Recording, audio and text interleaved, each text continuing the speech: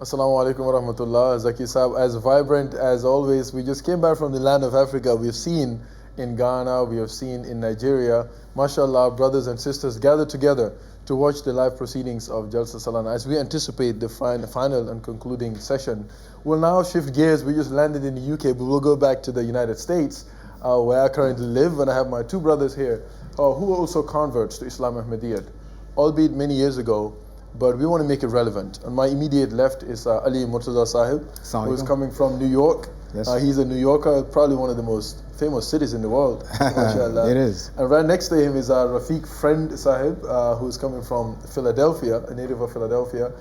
So they're both Americans, and they'll tell us a little bit about, inshallah. So Rafiq Sahib, why don't you tell us, who are you? Where are you from? Rafiq Sahib. Rafiq Friend, Philadelphia, the city of brotherly love and sisterly affection. Been there all my life, and so still there. But I'm a court officer for the city of Philadelphia. That's my current position, soon to be retired, December, God willing. So that's basically a snapshot. When did you become an Ahmadiyya Muslim? If you can briefly tell us, and how? I became an Ahmadiyya Muslim in the late 90s, around or early 90s. And the reason I became an Ahmadiyya Muslim, I was being inspired by Allah subhanahu wa ta'ala to seek the truth. And I had gone through different organizations. I started out in the Nation of Islam. That was my first experience with Islam. And then I kind of jumped around. I went to a community called the Ansar community. And then I studied a little Buddhism. And I just was moving all around. I was trying to figure out where's the real truth. But I really appreciated Malik Shabazz, Malcolm X, and his experience with the Hajj, and his, there was more than just, my ethnic group that I had been associated with all along. And similar to what happened to Malcolm X when he went for Hajj. Absolutely. Similar to what happened to him. Okay. So Ali Saab, you hail from New York City, but I know you're from what? North Carolina, I South come Carolina? a little bit distant from there. So I'm originally from a place called Eagle Rock, North Carolina. Now, nobody in North Carolina even knows where Eagle Rock is. So it must be a little small So town. when you say that the Promise Messiah's message, I would cause that message to spread to the far corners of the earth, that's me. Mashallah. I'm in that far corner. How did you come across the Promised Messiah? What was I your came first across introduction? him after, when I came to New York City in 1975 after coming out of the military. My mom had passed, Raziallahu anhu, when I was in the Navy. But her best friend had a son that lives in New York, and she knew that I was coming to New York. She said, "Look at my son, he'll show you around." So I looked up her son. He happened to be a brother by the name of Akbar Musafiri Tashaka, and I didn't know anything about anything. So he says, let's go out to dinner. So we went out to dinner. He went to a nice Indian restaurant. I had never had Indian food, and I loved it. All right, and then he started asking me some questions about what did I know about Islam. I said, not very much. I was around about 30. I was about 30, I would say, about 33 around that time. And so he says, I got something for you, I got you a gift. I said, okay. So he gives me this book called The Philosophy and Teachings of Islam. So he gives it to me. The book seems to do it for everyone. I see you nodding your head there. Right, okay. So he gives me The Philosophy and Teachings of Islam. And don't have any background with Islam. I'm not really even interested in Islam, to be honest with you. All right. So he gives me the gift.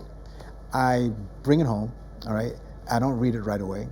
I put it on the shelf, and it keeps coming back to me in terms somebody gives you a gift, you honor it, whether you're Muslim or not, you honor it and everything. So it took me a while to get into the book, all right? All right. It took me about 3 years actually to get into the book. Before you opened it to read it. Well, no, I was opening up, piecemeal. But you didn't each time I would open it up, it would make me more interested in Islam.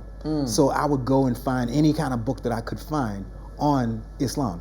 Mostly Sufi but you'd books. always come back But I will always come back to Rafiq philosophy. Sahib, he touched on something. I wasn't really interested in Islam. That's something that when people, when I was in Africa as well, I was born, raised, there's this perception of materialism in America. People don't care about religion. But you found yourself Islam, but may still be this issue, I don't know. How do you see that? Where does Islam fit in people's lives in the West when there's a rat race and everything else going on? Well, I think that you hit the nail on the head when you said materialism, and that aspect of our mad pursuit of materialism always was distasteful for me. And I think for a lot of people it's becoming that way, that people are not so much interested now in the pursuit of the material, but they are trying to find a way to become hopeful again.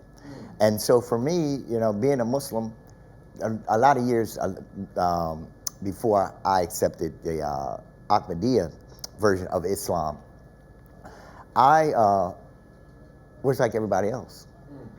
And What so, was that like? How was everybody else around you like? well, you know, I hung out, I did my thing, I ran Things the you're streets. not proud of, I would say. Yeah, a lot of that stuff, man, you know. But again, as I said earlier, I was in search of the truth, and it was a little different for me because I was the neighborhood Muslim. Everybody knew me to be the neighborhood Muslim, but then there were other Muslims that were kind of surpassing me. And I said, oh man, what's going on here? And a friend of mine said, listen, I'm gonna take you up to the Ahmadiyya Mosque. And when I got picked up by the president at the time, Munir Hamid, he had mercy Munir on me. Hamid, so, Yes, yeah. he was my first teacher.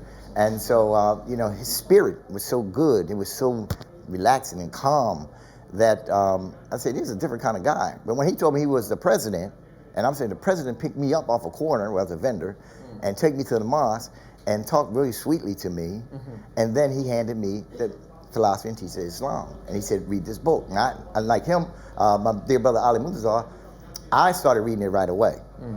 And I remember the night I was reading, sitting on my bed, and I was reading, and I read about 20 pages, and I said, my God, who is this? Now, I was a voracious reader. I love reading. And so I never read anything like this, you know, the lower self, the middle self. Right, right. Yeah, I said, wow, this is It's a book that Allah Himself said this was going to be victorious. But coming to the Alisa, you know, people read about Islam, they read about the old stories and about how amazing the message of Islam is. When it comes to practical living and within the Ahmadiyya Muslim community, when you became Muslim, you became an Ahmadiyya Muslim. I'm sure you've traveled, you've met people. That brotherhood that was not in books, how did you begin to see that manifest itself? Wow, that's a great question because, like, you know, one of the things that when I came into Ahmadiyyat, the first thing was the 10 conditions of Bayat. And I think that's what, you know, we had a conversation with Khalif Rabi once, and he said, like, when did you, you know, get introduced to Ahmadiyyat? And I told him, like, what the year was. He says, and when did you accept Ahmadiyyat? And it came out to 13 years later. He says, why so long? I says, well, I wanted heaven, but I didn't want to give up hell. So coming to that concept, you know, the 10 conditions of Bayat, for me, was that kind of a thing that says, like, if you take it seriously, you want to try to imbibe it. But when I came into the mosque, because my story is long and I want to get to it because we don't have that much time. But when I came into the mosque in Queens, and I saw Brother Nuruddin, I saw Brother Umar, I saw Brother Irfan Al-Din, and that spiritual community and that brotherhood and that feeling that this had a belonging sense. You know, that's what really attracted me because when I got there, I was always thinking about, you know, asking Allah, where should I belong? Because I had gone to Iran for a few months and I had accepted Islam over there. But when I came back, you know, I went to a Sunni mosque, and they saw how I was praying, and the way they approached me about trying to correct me was a little bit rude. So from that, I kind of like drifted away. But during the Iran-Iraq war, I was, you know, reigniting conversation with my brother Akbar, and happened to be invited to the mosque in Queens. And when I got introduced by the president, he introduced me as an Ahmadi, but I wasn't. So during that time, I was always praying, saying, "Oh Allah, put me where I should be." I didn't know where I wanted to be, but like Rafiq Saab, we always talk about Khilafat. You just did a bayat at the hand of the Khalifa. The transformation that you've gone through, we could ask you, I know you can talk about it all day, but Khilafat and its essence in your personal life, what does it mean to you after all these years of being a Muslim, being an Ahmadiyya Muslim? If you sum it up practically between you and your Khalifa and the community, how would you describe that? Well, part of the bayat says that we are loyal to the institution of Khilafat.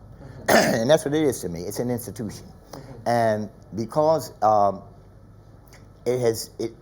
every body needs a head. If you chop off the head, you have no function. And that is what the institution of Khilafat is for Islam itself, not just for this Jamaat. And as you see, all of the versions of Islam out there is because there's no head. So for us, we have this a unique position as having a head, a leader. And that leader is so dynamic. And that leader gives us all the instructions that we need on a weekly basis. And we get to see that on a weekly basis. So then I've had personal experiences with him where he's given me a ring You know, he sent me and my wife on a trip to Paris. That trip, that Oh, trip, I'll never forget. man. He sent me a trip. Rafiq Saab was so lucky that the Khalifa paid for his trip and arranged for him and his wife, even though he never asked. The Khalifa just out of his own love sent him on a trip to Paris. This man was on a honeymoon after what, 30 years? Yeah, a long time. But I told my wife, I said, we're sitting under the Eiffel Tower. I said, listen, honey, this is the Eiffel Tower. The Khalifa sent us here. But it's amazing that we do have this institution of Khilafahship, and it means everything in the world. And that's something that all brothers, all sisters, and all Ahmadis around the world enjoy. We have more converts, and Khalifa mentioned yesterday how many converts we have across the whole world. It's fascinating and it keeps growing. Until we see you again soon. Assalamu alaikum wa rahmatullahi wa barakatuh.